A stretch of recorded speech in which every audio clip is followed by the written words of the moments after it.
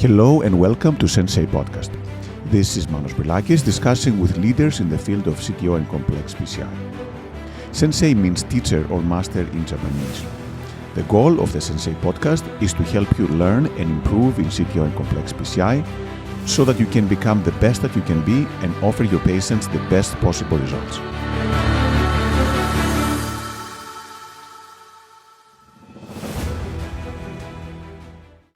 Hello everyone and welcome to Sensei Podcast. It is my great pleasure to introduce a great CTO and complex interventionalist, great friend, who is working at the Maria Vitorria Hospital in Italy, Dr. Andrea Gagnor. Andrea, good afternoon for you and welcome to Sensei Podcast. Thank you very much. I'm very happy to be here with all of you and with you, Manos. You're a good friend and it's a pleasure to be here. Now, the pleasure is all ours, and again, we're thrilled. And we work with you on many occasions, in live cases and in meetings, and we are very excited to learn about your journey coming to CTO PCI. Yeah, and I'm willing to share. I'm very happy to share with you. Wonderful. Thanks, Andrea. So maybe we start from the beginning. I know that you've been doing this for a long time, but tell me, what made you want to pursue complex? Did you always want to become a complex interventionalist, CTO interventionalist? Did it happen later on in your career? How did this all work out? Well, the main step was to decide to become an interventionalist, and this was the very first step that I had to make. But once that one was clear, it was just one way of pushing up and learning from the master that we had and seeing their example and so on. So and being able to treat the patient in the best way that we could. So we were in a very small cath lab. We were just 3 operators, and I was the youngest. But as I was the youngest, I was even a little bit less afraid of learning and share with other people and so on. And definitely, it's the job that I wanted to do, even if I didn't know it. So perfect. And then, so was everyone doing? You worked very close with Roberto Garbo as well. Was everyone interested in this? You had the passion. Was it something that you've seen in a meeting? Someone who impressed you as an operator? How did you get the motivation?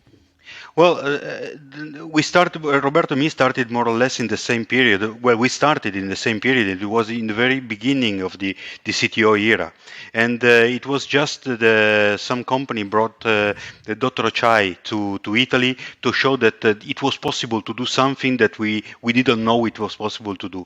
And we were both very young, and we got passionate to this. And this is probably one crucial point for me, because we started working together, even if we were in 2 different hospitals, but it was possible for us to grow up together and share experience. And even if we were not in the same cath lab, it was possible to share and to learn together and to ask for suggestion. And so it was good to start working this way. But I mean, when we started, it was 2004. So it's really in the beginning of the history. So it's a long time. Yeah, no, it's amazing. It's impressive. Almost 20 years, I guess, now. And obviously, You've come a long way. You brought the field to new heights. And then how long did it take you? I know it was the early days, and I think everyone was learning at the time, right? But how long did it take you to learn and you feel comfortable doing the CTO techniques? Well, let me say, I started seeing Dr. Ochai probably in 2005. And in 2007, I performed my first retrograde CTO PCI by myself.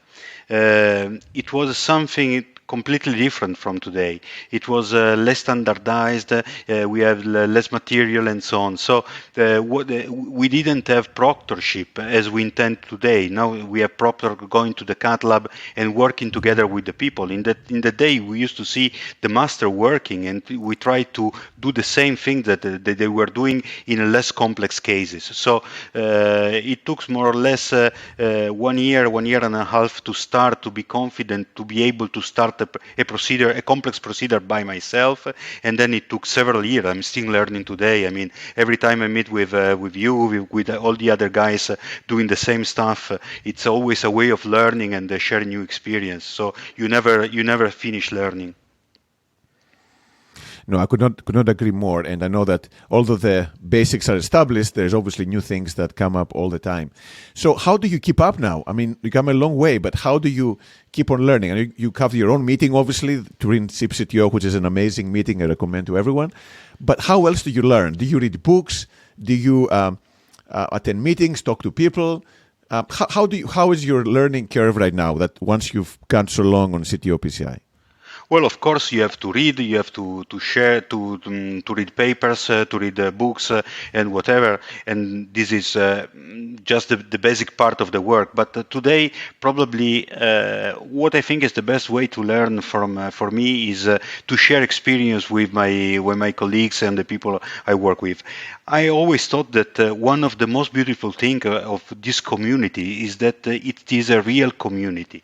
I mean, nobody is afraid to share complexity, but even failure, complication, and so on. So you can learn from people telling you the truth. We're not just worried about their egos, but they're really interested in making the community going forwards and proceeding forward to the next step. So I think that I think it's not so common in the field of interventional cardiologists to have people sharing completely what they have in their hands and be able to share, to learn from the others, and to accept also other people telling them that they're doing something which something could be done in the best fashion. So I think that our community is a very good way of learning, in a very easy one. It's not too stressing. You don't have to scrape your head too much because you just talk with people, look at the other people working, and sometimes we have also the opportunity of working together. I mean, sometimes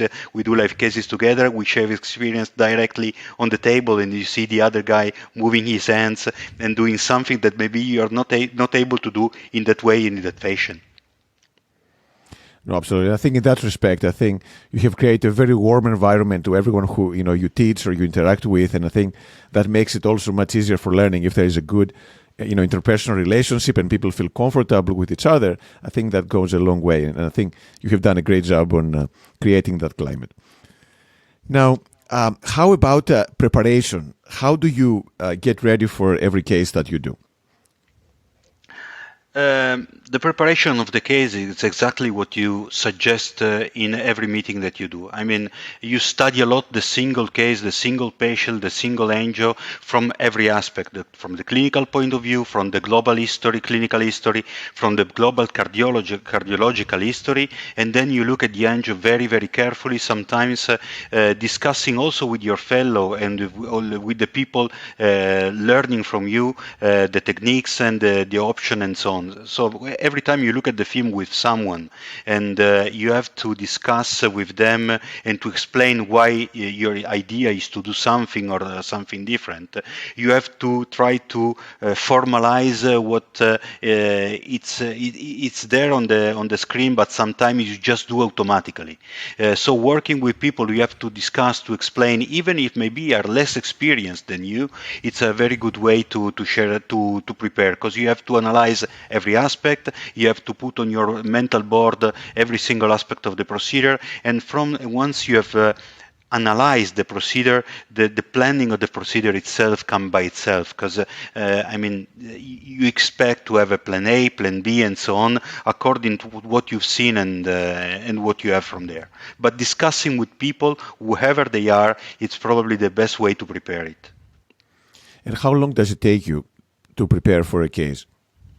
Well, if you more or less not less than 1 hour and 1 hour and a half, and it's something that you can have in a single shot. Maybe you're going for a live case, you do your preparation, and then you discuss with the guy you're working with, so you have just one shot to share, and it takes a little bit longer. If it's a pleasure, you're gonna need to treat. You have a first angio, you treat a first vessel, then you analyze the angio again, discuss the first time, then you analyze the angio again, you discuss a second time, and then the patient come back and you reanalyze the angio and rediscuss for a third time. So you have a sum of discussion that are put together, but it requires no less than 1 hour and 1 hour and a half, usually more. Yeah, that's impressive. Again, very tour de force essentially looking at everything. And you're right, that makes it more likely to be successful and have less complications as well. But as we'll know, some of the cases, no matter how well you prepare or what you do, either don't work out or the complications can happen in this field. So do you ever get depressed in some of those cases? How do you handle when things don't go the way you would hope they would? Well, you have to accept that you're a human being, and despite the fact that you're doing your best for the patient, you're doing the best for the patient, not for the success of the procedure. I mean, the procedure is important because if you have decided to put the patient on the table, for sure the CTO treatment is important for the patient. But it doesn't mean that you're obliged to push too much, irrespective of the risk that you to make the patient carry, the risk that the patient carry. And sometimes it's better to stop, to let the situation that you have created heal, and then start again with a fresh procedure rather than being pushed by the fact that you want to be successful every time you make the puncture of a radial artery or a femoral artery because your ego asks it. I mean, of course, failure is not a pleasure for anyone. It's not a pleasure to tell the patient that you have failed and maybe you have to start again the procedure a second time, somehow making him a little bit unhappy. But I mean, failure is part of the game. The important part is the fact that you don't harm and you don't close opportunity to the patient. I mean, if I fail, I want to be sure that I'm able to perform another procedure, someone else is able to perform another procedure, or maybe there is always the CABG option, or I don't want to go as far as limiting the possibility for the patient for the next time. So whatever it is, and if someone is better than me can do it, if another technique is required, someone else can do it. If a surgeon can do something better than me, he can do it, but always having the patient in mind and being prepared to do the best for him. Yeah, thanks, Andrea. And I think we should always remember, obviously, in this field, in medicine in general, that obviously the patient should be at the first forefront for everything that we do. But let's say that you've had so many cases over the years. Are there any cases that kind of you remember that have you make good impression or a negative memory in the past from the CTO complex PCI?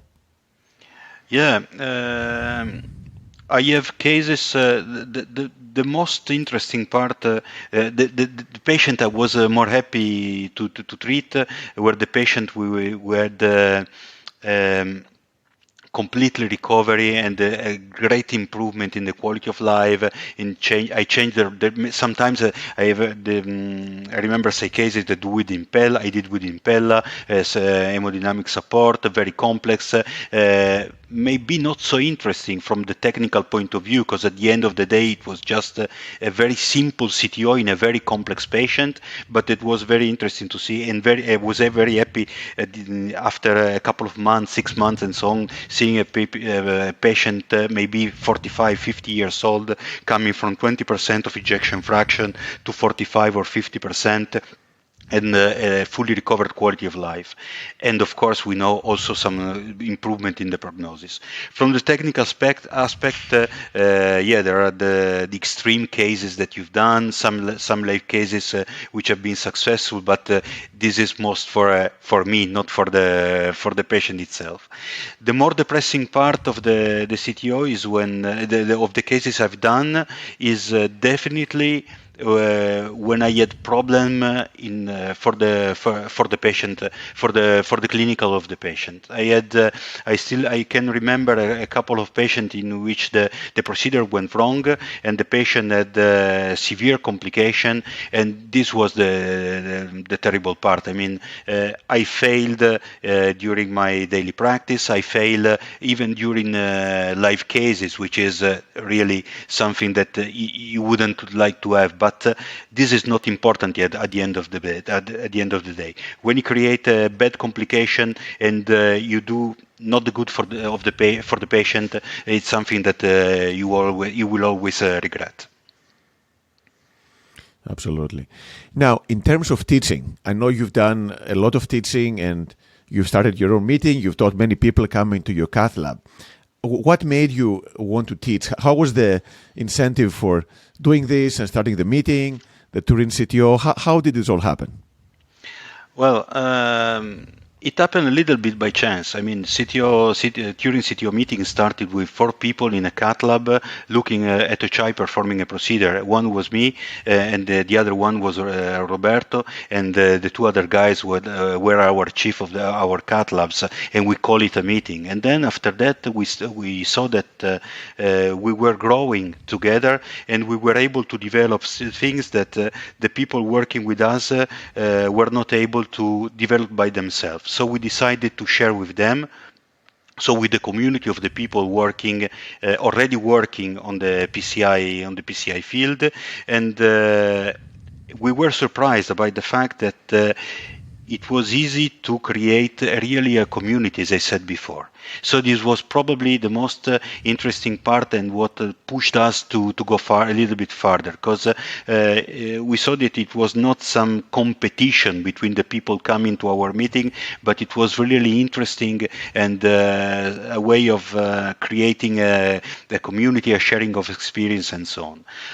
Nowadays is a little bit different because the numbers are growing higher as for any of our meetings. So you don't have maybe a direct talk with the people coming to the meeting itself, but you have fellow in your cath lab, and it's probably the most exciting part of teaching in this period. And of course, when you go proctoring, you create a direct relationship with the guy working with you and try to learn from you, and you have a double responsibility: one for the patient, as we already discussed in a long way, but also with the guy who's accepting that he's calling someone sometimes younger, sometimes of the same age, asking him to teach him to do something that he's not able to do. One of the most beautiful experience that I had is that I went in a couple of cath labs, and I started teaching them the CTO, and after a couple of weeks or a month or something, they came to my cath lab to teach me something about structural or something different that they were definitely better than me. So it was really nice, and I really appreciated it. You're right. We all learn, and this goes both ways all the time. Now, when you have people come to your lab, or you select a fellow, or you proctor someone, can you tell when you talk to them, this is going to be a great CTO complex operator, or is it something that you never know until later on? Well, I think that you can understand if a guy or a girl, or some interventional cardiologist is good in working with his hands just before starting the procedure. I mean, it's just the way that he comes to the cath lab, he prepares the table, approach the patient, and you see how he moves the hands, not with the wires and the microcatheters and so on, but how he moves his hands in the normal preparation of the table. After that, you have to look for the dedication. I mean, you can understand in 5 minutes if a guy is going to be a good operator with his hands or not. But after that, you have to analyze his way of thinking, his dedication, if he's able to get to sacrifice himself in order to reach results and so on. And this requires a little bit more time. You have to work with him. You have to see him facing problems, facing difficulties, facing the fact that sometimes they fail, and so on. And according to how they behave with this kind of problems, you can understand if they're going to be good or just technical good, but not good enough to perform by themselves. And what is the most important, you think? Is it the hands or is it the mindset? What is the most important thing for a CTO operator? Probably both. I mean, you cannot be a good complex PCI operator without your hands, but you're not going to be a good interventional cardiologist at all if your head is not working in the right way, in the right fashion. It's a job that it requires you have to take responsibilities on you, and not all the people are eager to take the responsibility, make decision, and moving according to that plan. So it's I think that both are important in the same way. Wonderful. And then, do you think you can cultivate this? So the hands, you can probably, teach people how to move their hands, how to do the procedure. How about the mindset? Do you think people are born with that, or they cultivate, they grow it? I think probably it's a mix of the two. I mean, with dance, you're born and you have to train. With the head, your head more or less is the same.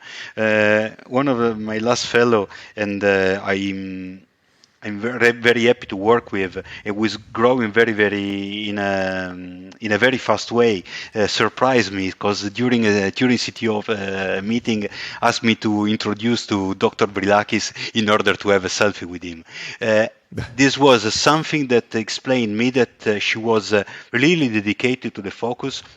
And she was interested in seeing other people, not just learning how to move hands and so on, but listen to different people, different experience, growing in an independent way. I mean, you can be a copy of myself. It's not very interesting. If you can grow up taking the best part of me, the best part of Manos, the best part of Cambis, the best part of Yamane or whatever, you're going to become a very good operator. Probably this is the most interesting thing, and it requires, of course, time, training, and dedication. And how long do you think it takes? I know that when you started, there was no technique standardization. Everyone was trying to learn. It was a different era.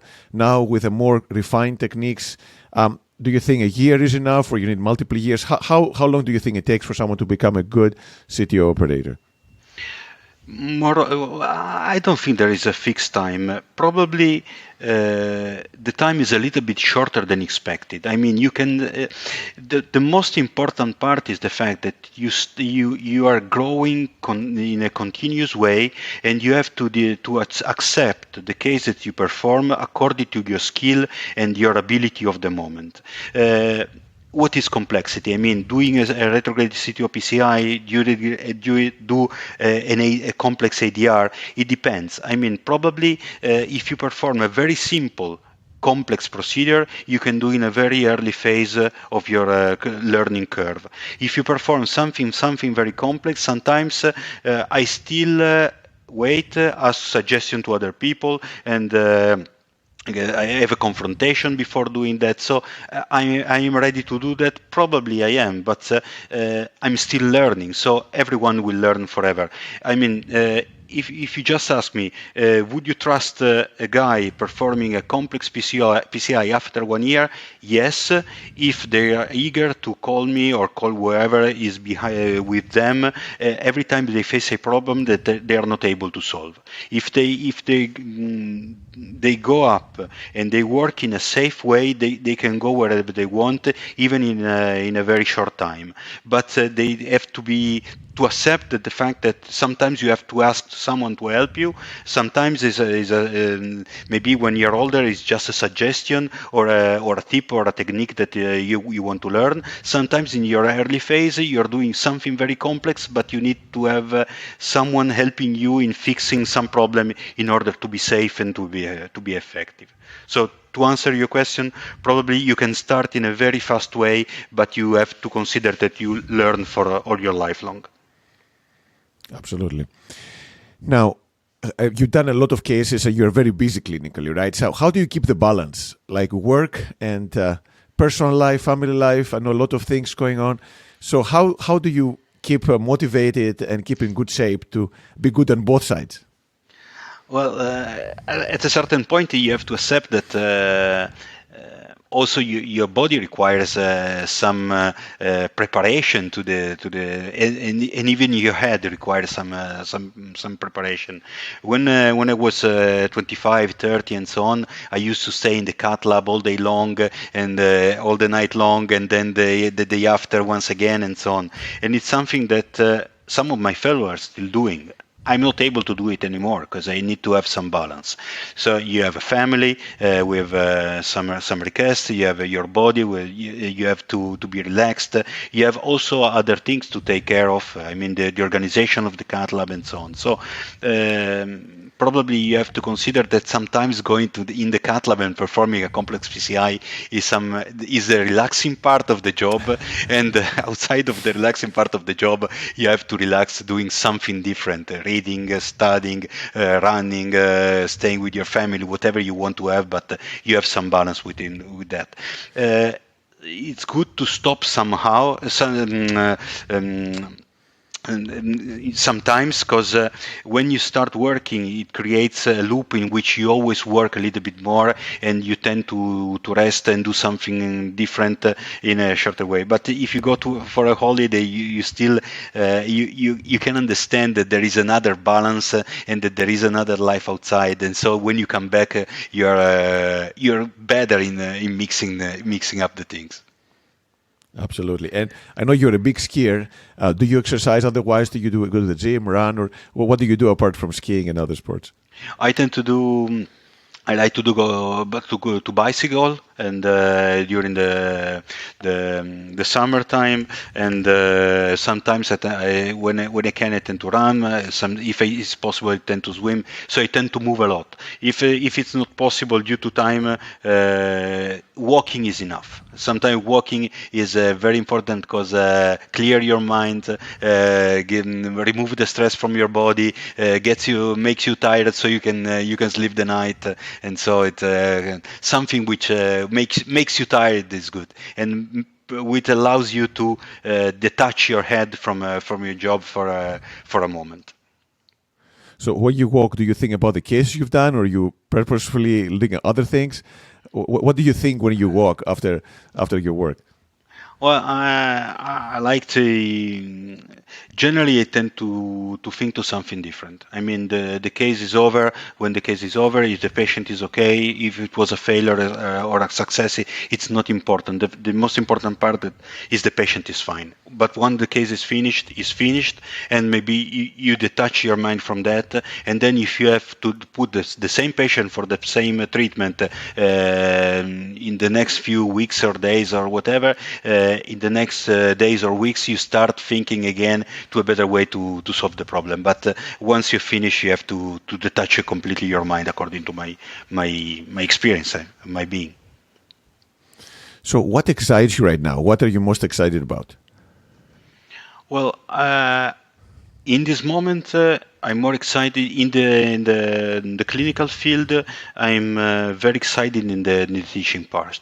Not just for the CTO part, which is more or less just proctoring and showing and discussing and so on, but also for complex PCI. We have developed a very interesting program of teaching with a lot of interaction, a lot of simulation and so on, and staying with younger people makes you to remain younger. You have to always, sometimes you do things because you are used to do them and you don't think why you do them. The fact that you teach them requires that you are able to explain why you're doing something, and the fact that you are able to explain it makes easier for you to understand why you're doing something. So it's a way of growing up, and then you know other people, and it's very, very nice. So probably teaching. So teaching, and obviously you do a phenomenal job, both in the cath lab but also in the various meetings that you do. And, it's amazing that the world, as you say, it's converging. Now, in Italy, is that very high demand? Now people want to do CTO and complex PCI. How is the situation, being a very innovative country and having developed some of the basic techniques in the field? Are people still very excited and motivated to go into it? Well, we had different phases, and some years ago, a lot of people wanted to start, but very few of them started. Now we have a lot of people wanting to start, and probably the majority of them will be able to start because we have better material, a more a community which is stronger, and so allows you to grow up in a safer way than the way that we had. And the other point is that now they are trying to start people who are younger. In the very previous phase, it was something, the CTO-PCI was for the chief of the cat lab, who was maybe 55, 60, which is not a good age to start something completely new. You have to be fresh, you have to be in shape, you have to have a lot of things with you. So probably now we see a younger generation starting, and probably the majority of them will be able to do that. So, Andrea, you've been extremely successful professionally in teaching. You've done so many courses. People highly respect you. You've done phenomenal results. The patients have been very fortunate. What was the main reason? What do you think was the main reason for your success? Was it the hard work, support? I mean, what do you think was the main things that made you so successful? Well, part of that was for sure the hard work, and the fact that I had with me people letting me working in a hard way when it was required. I mean, my family, my friends, and so on. And I was able to spend hours and days trying, working, going away, trying to learn, and so on. Part of the situation is also luck. I was in a small cat lab. I had the space to start the program, and nobody wanted to start the program. So if I would have had someone older than me, eager to start the program, not leaving me the space, probably I wouldn't have started. I would not have been able to start from the beginning. So luck is definitely something you have to compromise with, and but for sure you have to work hard, and you have to you have to be with a very open mind in order to be able to learn, even when you think it's the older you come, the more difficult it is to learn and to be patient and so on. So this is probably the most difficult part, so up to now, but work and luck.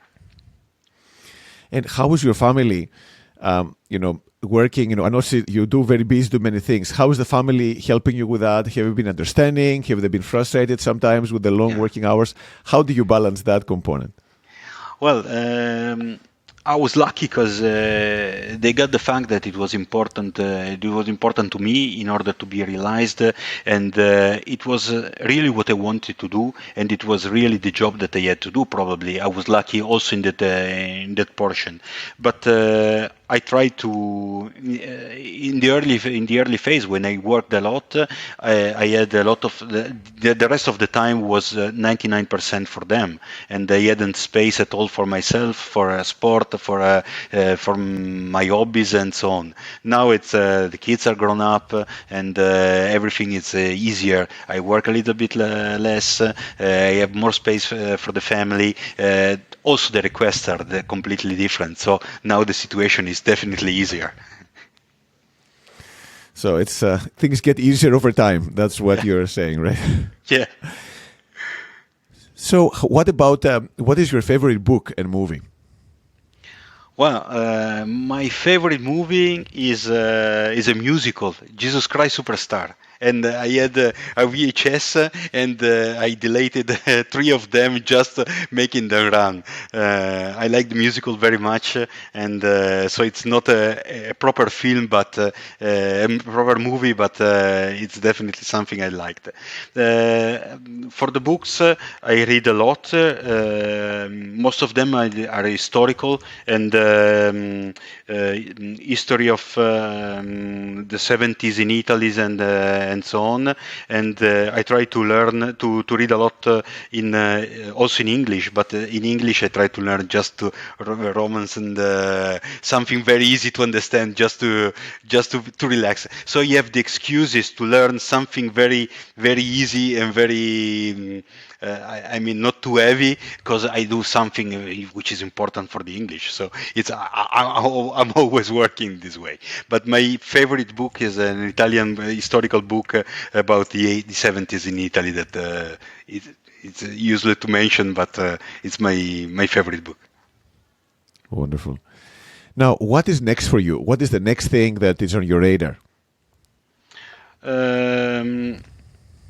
Up to now, what I'm most interested in is finding the time to develop a good teaching program. I think that probably at a certain point you reach the apex of your ability, whatever it is. And at a certain age, it's very important that you are able to leave the space to others to do something, and you have to start thinking to transmit the few things that you have learned, something that you invent, and a lot of things that you have learned from other people in order to save them time to become better operators. But probably this is the things I'm most interested in. Find new ways to teach, which makes the topics not boring, and which allows a lot of people to be part of the community rather than closing, because it's very difficult to come into the topics because it's boring, it's made in an old fashion, and so not so clear. It's something Masonic that it's very difficult to enter in. So this is what's on my radar in the short time. And do you plan to retire? I know you're too young right now, but do you have plans to retire, or you think in the lab until you're 90? Well, it's something that with friends we discuss a lot. I think that probably there is not for sure a certain agent to stop with your cat lab, but you have to have in mind that you grow up, then you have a steady state, and then you start declining. You start declining because your eyes are not good as when you were 20. Your physique, sometimes it requires a lot of time to recover from a night call for acute MI and so on. So my idea is the fact that probably it's better to have a plan B in order to be able to retire when you find that someone is better than you, and so it's time to make a step aside and let him work. There is a period in which you can go with him or with her in order to share your experience and to help him or her to become a better operator. But when it's time, you have not to be worried about retiring and do something different. I mean, it's something that requires you to be in shape, requires you to be mental prepared and so on. It's not something that you do for you. When you see that someone is going to be better than you, probably it's time to leave him alone and do something different. If you're lucky enough to find a way to do something different and leave him or her the space, it's probably the right moment to leave. And do you have something that you would be interested in doing in the future, let's say after you don't want to work in the cath lab anymore? Well, I mean, you mean golfing or going with a bicycle? having a life or something like that. No, I mean, in this moment, the main frontier for me is being able to organize, not to perform the complex PCI, which I tend always to do in my CAD labs. Sometimes as a first operator, sometimes trying to make younger operators being able to do that, but also the organization, also the technical part and the logistical part of the CAD lab is very interesting. It is a completely different job from what I've done up to now. So it's something that I have to learn, and it's something that I have to grow in the future. Perfect. So, Andrea, if you had to give some final advice, so for the people who want to learn CTO or complex PCI, and they ask you, what is the top 2 or 3 things that you would advise them to do so they can realize their dreams, same way that you did? Well, first of all, you have to be ready to work hard and to sacrifice yourself in the early stage of your profession. Then you will have a lot of satisfaction and a lot of we will be paid back in a lot of ways for the sacrifice that you've done. But the early phase maybe could be somehow difficult. And then don't close in your small cat lab, in your small community, but open to the larger community. Every time that you open yourself, you learn from someone else, and it's definitely easier when you see that someone is doing something in a different way from you, and you are able to understand that maybe you can steal something from his experience and put it in yours and become a good operator. So don't be worried about sharing. Don't be worried about discussing. Don't be worried about of being part of a community, and study a lot and work a lot.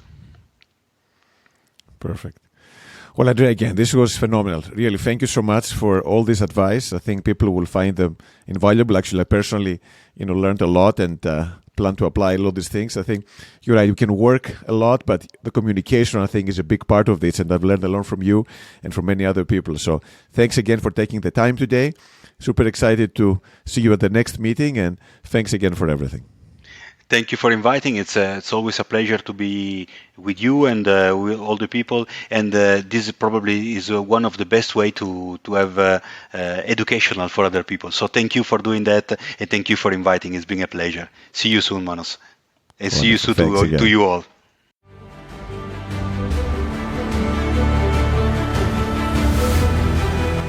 Thank you for listening to the Sensei podcast.